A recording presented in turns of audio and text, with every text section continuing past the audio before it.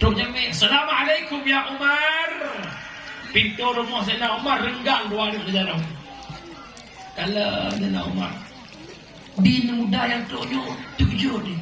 Ubik rumah Sayyidina Umar ikut ke Sayyidina Umar perpui tu biar rukung. Tapi Sayyidina Umar mesti krek tak jauh. Utubit Umar anak muda kuna bakat. Kuna Umar. Rencana yang menjawab drone kan. Kuna curhat tentang promo lo. Apakah tak jauh? Ada. Bahkan lo kadang promo drone lebih parah mak promo lo. Jadi kan anak yang buat dah.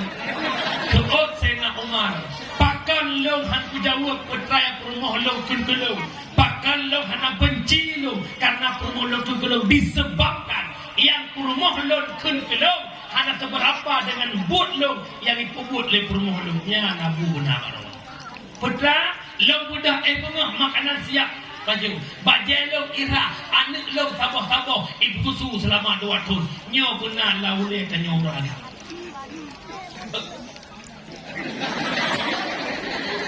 Baik dewa rumah nak masak bu. Mana ada buah? Mana kamu hium belum berlimau nak? Sudah benar. Bu hang ada bu. Menyaikul lewatnya bagi abu buah hium belum leh. Bengang usumara. Dah kunbu pada ija sampai habis sampai bro semua nosinya kita sekolah magun cekuro maju bayi. Apa dah minyak ikut? Yang kecil malamnya orang petang pada rumah tangga kerjasama walau tak sama kerja. Tak mudah bengah buh nama tak pek rawat tu. Karenanya kan babu tu. Tenang kau ini. Nya orang akan menang ayo. Anak tanya 2 tahun itu tu. Itu murah. Tak urinang telku. Yang kecil lo mohon malamnya. Mundur selangkah demi kebahagiaan. Urinangnya urut panung akai, panung akai. Bek ni juga bepuk ngawak panung akai.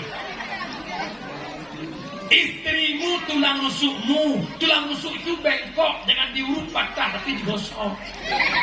Tak mengukur hotu. Hai hotu, boleh. Nyamak ojo.